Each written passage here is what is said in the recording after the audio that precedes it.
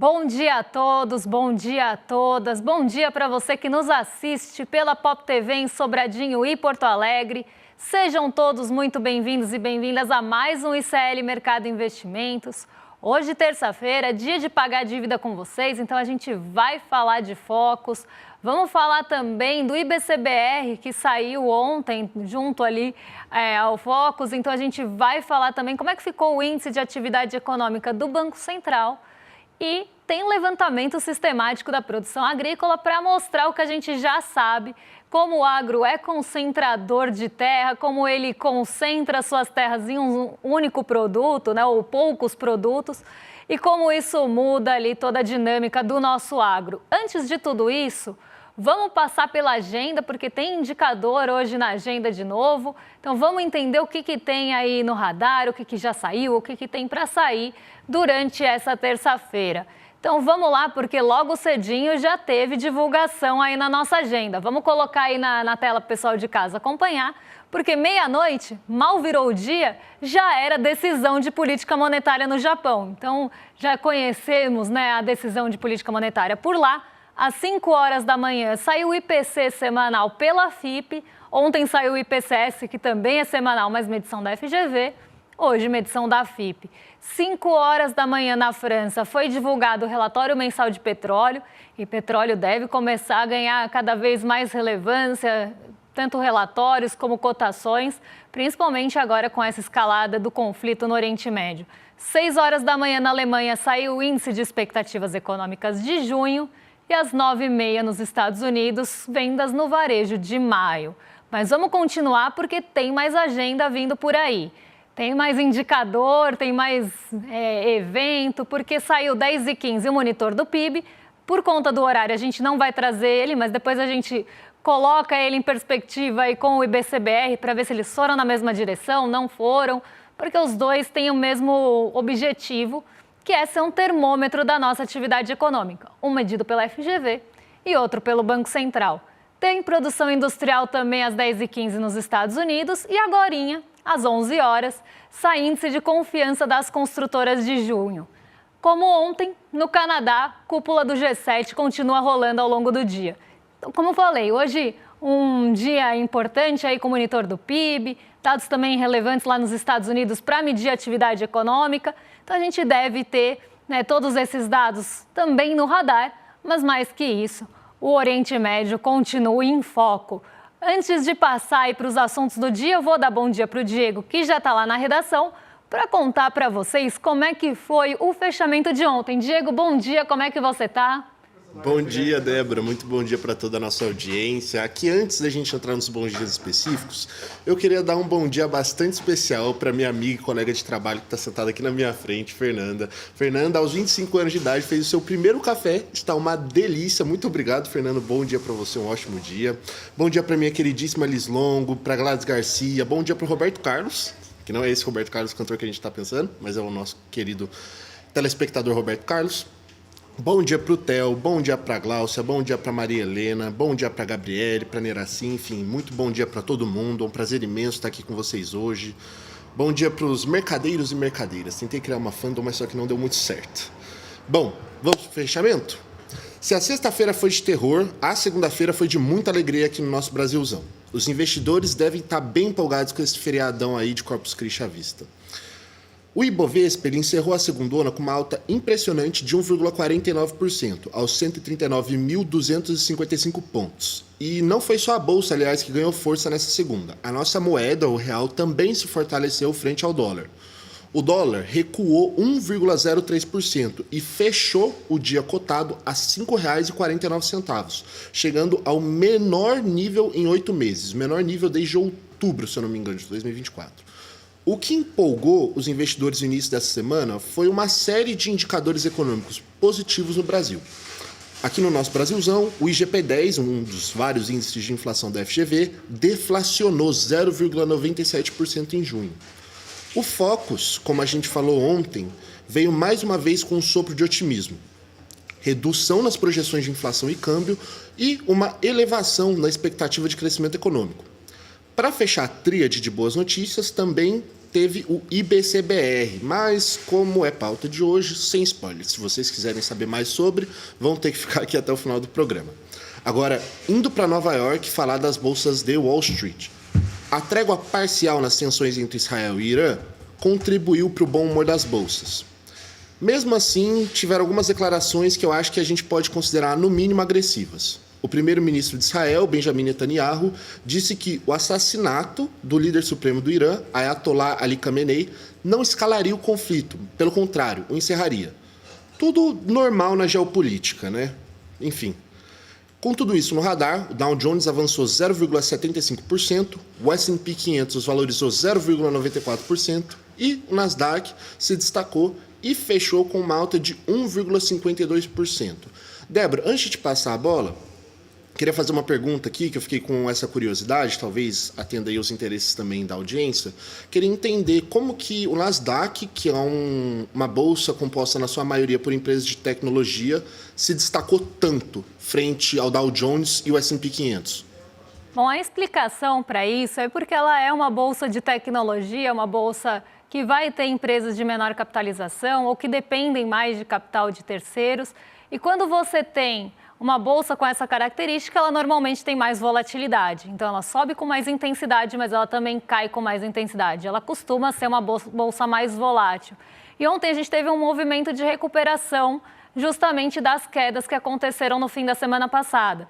Então, a Nasdaq, ela consegue, diante de um alívio, por exemplo, em rendimentos de títulos do governo dos Estados Unidos, ou diante de um alívio geral, que foi o sentimento que predominou ontem, mas por pouco tempo, porque hoje isso já está se invertendo novamente, já volta aí as incertezas e as tensões em relação aos conflitos e as tensões geopolíticas, então isso volta para o radar, na verdade nem saiu, porque foi muito breve, mas quando você tem qualquer alívio dessa natureza, a Nasdaq normalmente reage também com uma alta mais firme.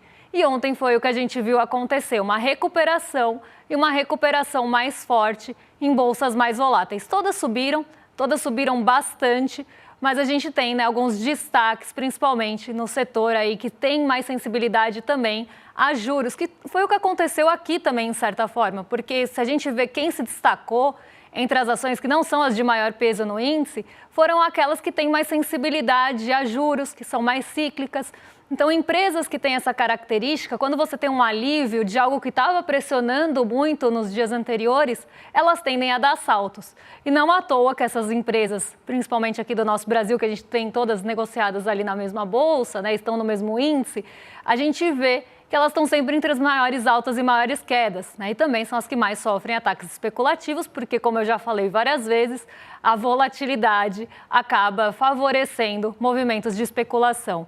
E ontem o que a gente teve aí de movimento mesmo puxando os índices, porque a gente teve uma série de divulgações importantes aqui no Brasil. Saiu o IBCBR, teve Focus otimista, uma série de dados que poderiam ter puxado a nossa bolsa para cima, mas eles acabaram em segundo plano, porque quem predominou mesmo o sentimento geral foi essa expectativa de uma trégua no Irã, entre Israel e Irã. Então, uma possível conversa do Irã com os Estados Unidos, alguma possibilidade de sentar para conversar em relação ali às questões nucleares. Então, isso acabou tomando o sentimento de uma forma geral.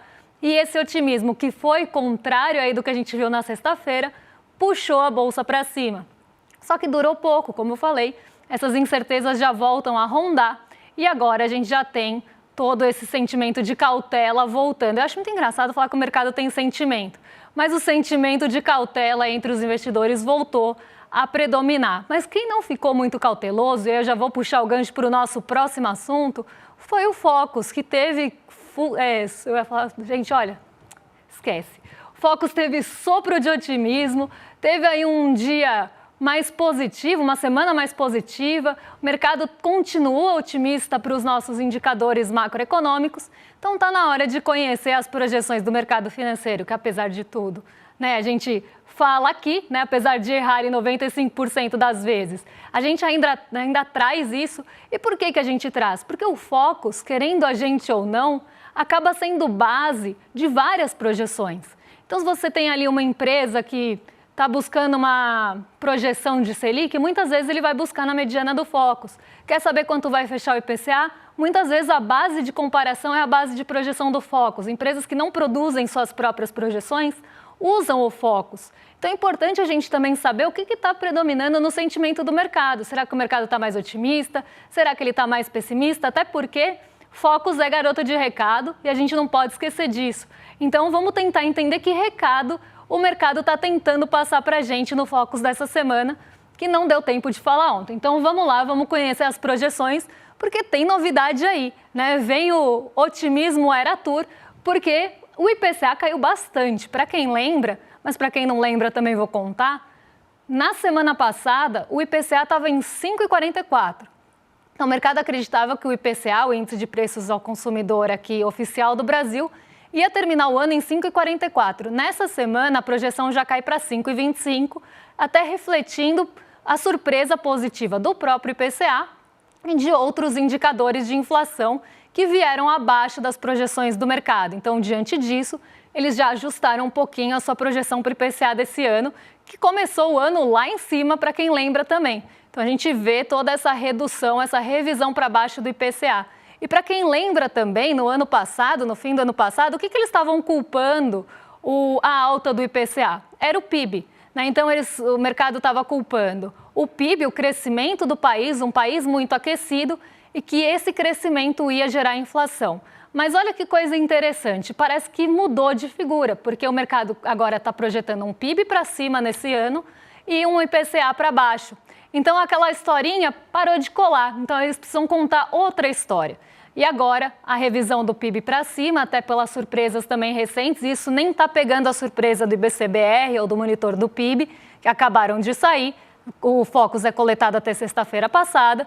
Então, aqui a gente só tem as notícias anteriores de pesquisas e que nem vieram tão assim acima. Mas isso tem muito a ver do que a gente vai falar daqui a pouquinho do levantamento sistemático da produção agrícola, que também tem a ver com o IBCBR. Então, o PIB é jogado para cima aí, então vai para 2,20, para quem lembra, estava lá no fim do ano passado em 1,70. Então, o mercado vem ajustando também as suas projeções para o crescimento e o dólar também arrefeceu. E o dólar arrefecendo, né, você projetando um dólar um pouco mais baixo, isso também ajuda a controlar a inflação. Agora, quem não se mexeu no Focus e não se mexe há muito tempo é a Selic. E isso traz também ali uma perspectiva de que o mercado financeiro está aceitando, até certo ponto, a Selic em 14,75, que é o patamar atual e é o patamar do Focus. Só que quando a gente começa a olhar isso, é assunto para amanhã, eu nem vou adiantar tanto, mas quando a gente começa a olhar projeções para o Copom, que acontece essa semana, a gente começa a ver já uma parte importante do mercado projetando alta no Copom, alta na taxa Selic, então que vai ter decisão de alta. Isso ainda não está capturado no Focus, mas pode começar a aparecer. Então, parte do mercado projeta alta de 0,25 ponto percentual e parte projeta manutenção. E isso deve ficar ali, né, no radar do Focus. Não aparece porque Focus mostra a mediana, só que a gente tem que entender que tem valores acima da mediana. Para o ano que vem, sem muitas novidades, até porque ano que vem está muito longe, tem muito tempo para o mercado errar e ajustar suas projeções. Então, aqui o que a gente vê? Né? Um recado de que o mercado está achando que a inflação vai ficar um pouco mais controlada e mais equilibrada, mas sem trégua na Selic. Então, eles continuam jogando ali uma projeção de Selic para cima, acreditando que isso vai conter a atividade econômica, apesar dessa alta de 2,20 que vem aí de muitos incentivos também, FGTS, Minha Casa Minha Vida. Isso vai trazer um sopro para o crescimento, mas ainda vai ficar restritiva a Selic, tentando segurar esse crescimento. Né? Parece que é um controle ali que precisa ser feito, mas isso também é assunto para daqui a pouquinho, porque agora eu quero saber quais eram as projeções do mercado, não para os indicadores macroeconômicos, na verdade não, estou passando o carro na frente dos bois. Eu quero saber como é que era a projeção, o que estavam esperando, como é que foi essa safra recorde, porque tem safra recorde aí no LSPA, né? LSPA é o nome que a gente dá, Levantamento Sistemático da Produção Agrícola, é muito grande. Então, Diego, conta pra gente, a gente teve recorde, né? Foi um mês bom aí nas estimativas para o agro? Pois é, Débora, na verdade, antes de te contar isso, eu preciso pedir um pedido de desculpas aqui para você e para a audiência, porque eu falei que a gente tinha conversado ontem sobre o Focus, quando na verdade a gente acabou de falar sobre isso.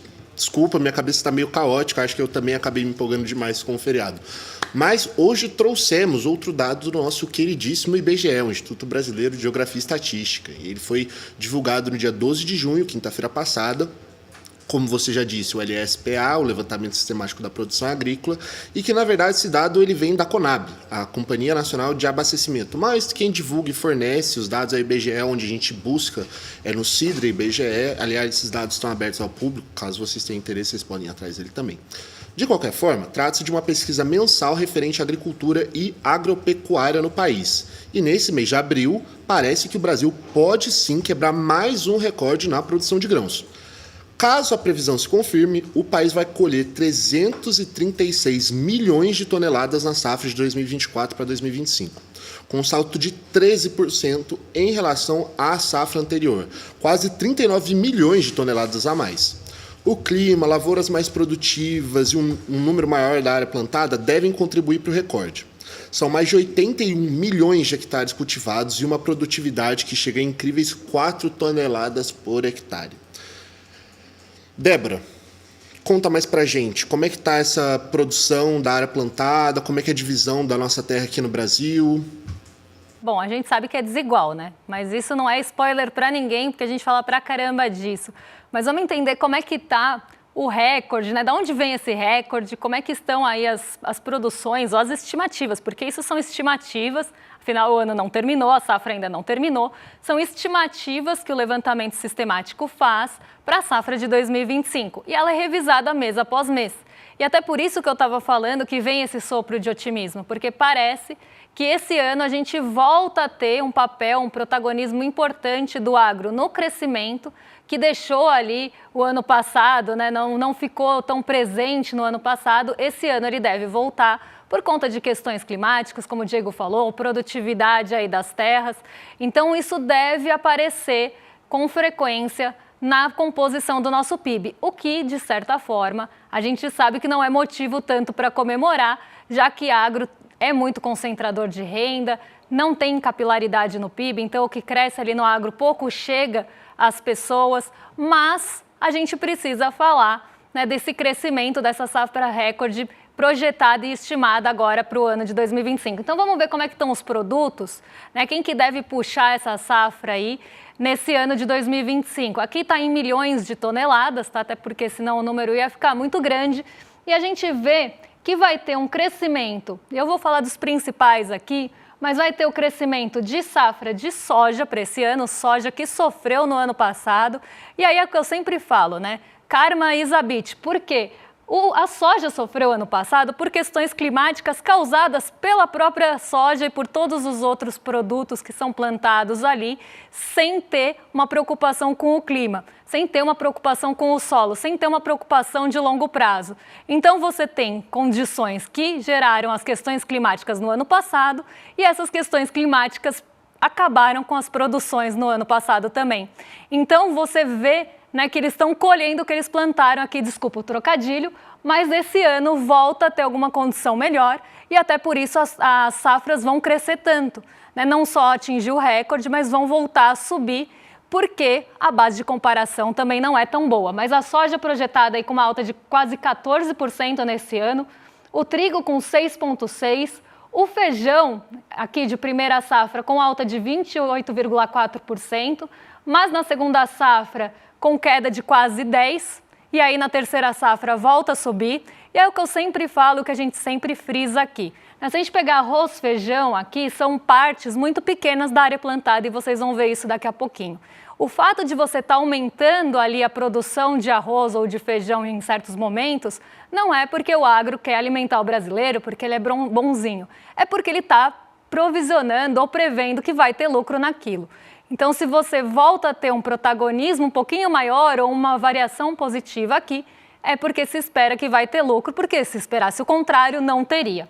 Então, vamos continuar aqui. Milho aparecendo aí na primeira safra com alta de 12,8% e 14,4% na segunda, e a cana-de-açúcar com queda de 1,9% nesse ano de 2025 em relação ao ano passado.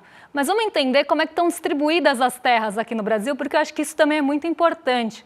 Esse dado não é tão aí divulgado quanto o Safra Record, mas para a gente aqui ele faz muito sentido, porque olha só, de todas as áreas plantadas que a gente tem aqui no Brasil, quase 50% de tudo que se planta, né, pensando em hectares, quase 50% está indo para a soja.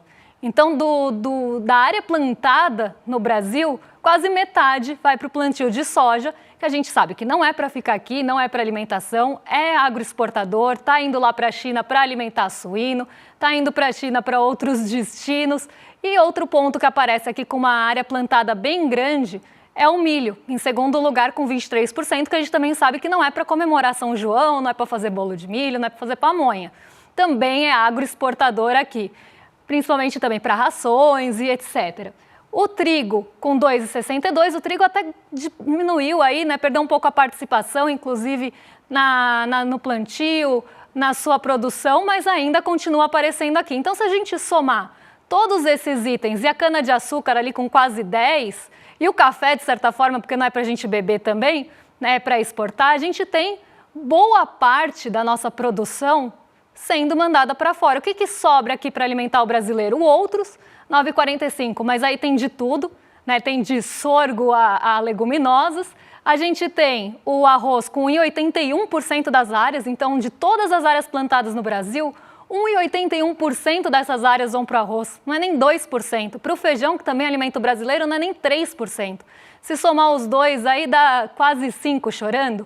Então aqui a gente vê que a gente tem uma área plantada e um plantio voltado realmente para o agroexportador.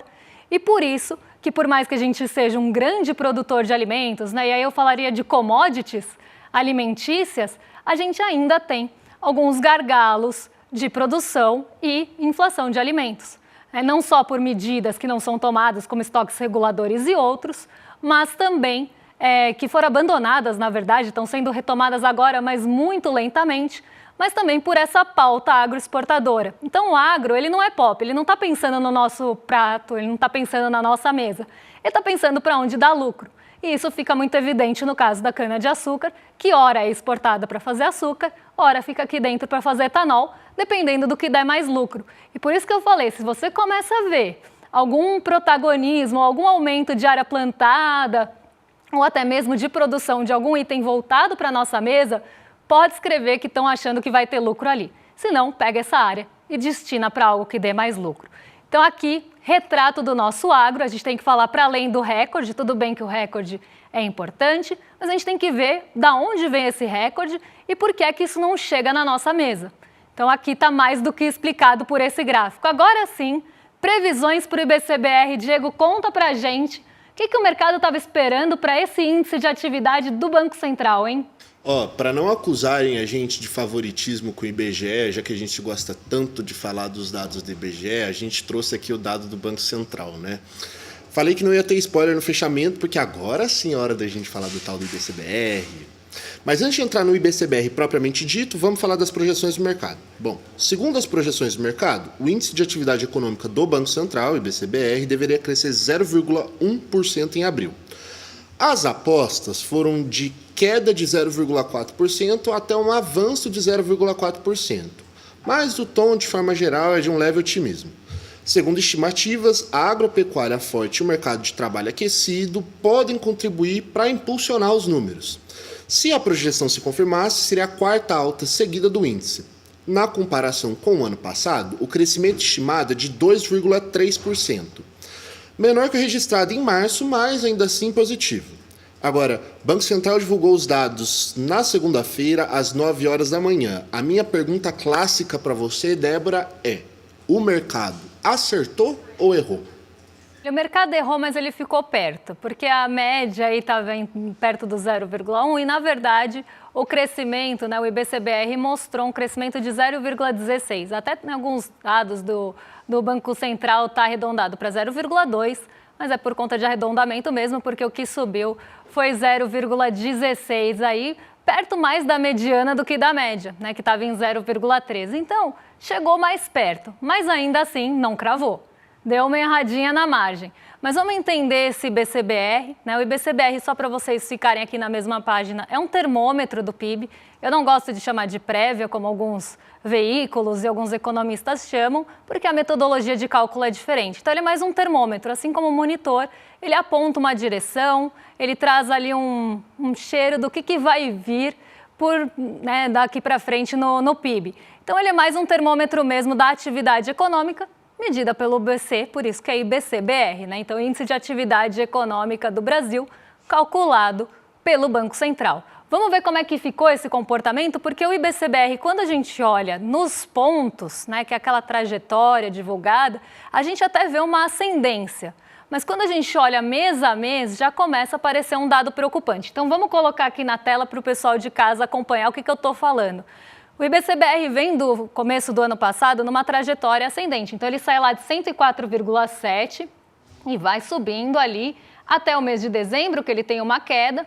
Entra em janeiro de 2025, de novo nessa trajetória ascendente. Então, a gente vê o IBCBR aí mostrando que a atividade econômica do Brasil deve continuar crescendo, segundo esse termômetro do Banco Central. Só que aí é que está. Quando a gente vai aqui para o dado do lado da variação, já começa a aparecer alguns sinais de alerta. Por quê? Dezembro, como vocês estão vendo ali, teve uma queda de 0,70. Entramos em 2025. Alta de 0,90 nesse termômetro, né, no IBCBR, aí depois alta de 0,40, 0,80 e agora 0,16. Então, o que preocupa em relação ao IBCBR é se ele vai continuar tendo fôlego nos próximos meses, porque já parece que vai começar a ter desaceleração. Isso tanto aparece no PMI, que é outro termômetro que a gente tem aqui no Brasil, como também nas pesquisas mensais que começam a perder fôlego. Então, por mais que elas cresçam ainda, elas estão crescendo pouquinho, e esse pouquinho, ele acaba trazendo, né, uma perda de fôlego no acumulado. Então, você não consegue manter aquele ritmo, em algum momento isso pode se inverter, e muito disso vem pela alta dos juros. A alta dos juros, ela acaba estrangulando a nossa economia urbana, então estrangula serviços, estrangula varejo, estrangula a indústria. E aí o que fica com o protagonismo, e vocês vão ver daqui a pouquinho, é o agro mesmo com essa safra recorde. Por isso que eu falei, hoje tem tudo a ver uma coisa com outra. Porque sai um dado positivo do agro, o mercado sobe sua projeção para o PIB. Aí vem o IBCBR e mostra que realmente, em relação ao ano passado, quem está puxando esse IBCBR é justamente o agro. Os outros setores, eles estão ali meio sem fôlego, meio sem carisma, meio sem empolgar ninguém. Então vamos ver aqui pelos setores como é que ficou essa abertura do IBCBR, até para vocês entenderem o que eu estou falando. No mês a mês, vocês vão ver que o agro até caiu um pouco, caiu 0,87, aqui está arredondado. Mas, no ano a ano, ele ainda está subindo quase 20%. Perde um pouco também do fôlego, mas ainda mostra que o agro deve puxar o nosso PIB esse ano com bastante força. A indústria já tem sinal de queda aqui no mês a mês, então a indústria já está com uma participação nessa composição, né? Então, se a gente pegar só o IBCBR da indústria, ele foi negativo. Então, se a gente fosse considerar esse índice de atividade só da indústria, a gente veria uma atividade negativa no setor. Nos serviços, a alta ainda aconteceu, mas não foi tão grande.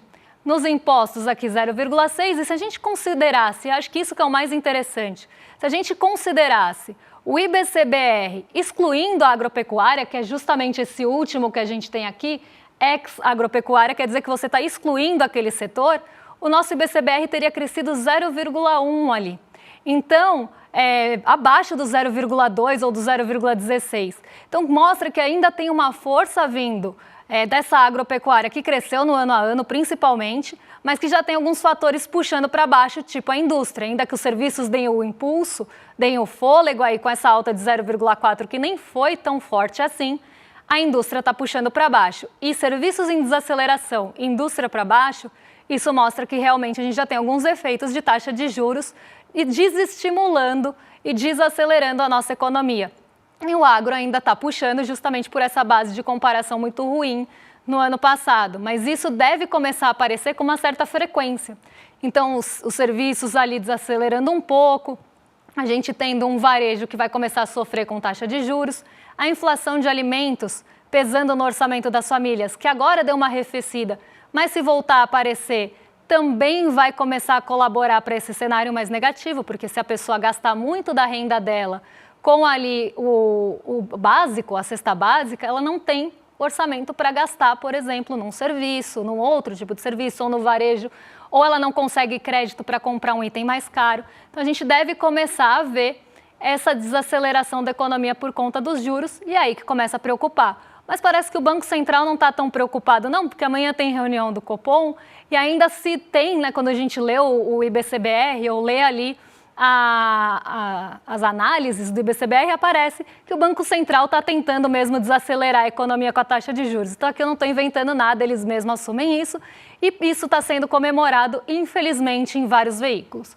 Mas vamos lá, porque eu tenho um assunto importante para falar com vocês antes de passar para o rolê, que é chamar vocês para ver o replay, a reprise aí da nossa Semente do Caos. Para quem não assistiu no domingo, vocês não sabem o que vocês estão perdendo. Então, vocês querem descobrir? Assiste aí cl.com.br/reprise. Hoje, às 8 horas, você vai ter a reprise gratuita da aula com o professor Castro Rocha, que realmente deu uma aula. Então, não percam, entrem aí, quem não conseguiu assistir, quem postergou. Hoje é o dia, depois do Precisamos Conversar, tem a reprise do Semente do Caos. E agora sim, vou entregar para os meus vizinhos de cima, 11h30, on time, que nem a Xante, always on time. William De Luca e Guga Noblar já estão lá para receber vocês. Um beijão e até amanhã, pessoal. Fala, turma! A gente teve no domingo uma das aulas mais importantes da história do ICL e também uma das que teve o maior público até hoje. Uma aula onde o professor João César Castro Rocha revelou em detalhes o plano em curso da extrema-direita no Brasil. E é um plano para semear o caos e colher o poder total. Se você não assistiu essa aula, você tem a obrigação de fazê-lo. Isso porque se todos não souberem do que está acontecendo e se a gente não se juntar para enfrentar, a gente corre o maior perigo que já correu até hoje. A gente liberou o replay dessa aula para que você possa assistir. E aí, Chico, vamos incorporar, amigo? Velho, agora. Rapaz, que estampa é essa, rapaz? Gostou? Pô, Comprei na loja de CL. pô, entrar agorinha. Vista a coragem. Leve a luta com você. Camisetas da comunidade mais corajosa do Brasil. Acesse souicl.com.br e garanta já a sua.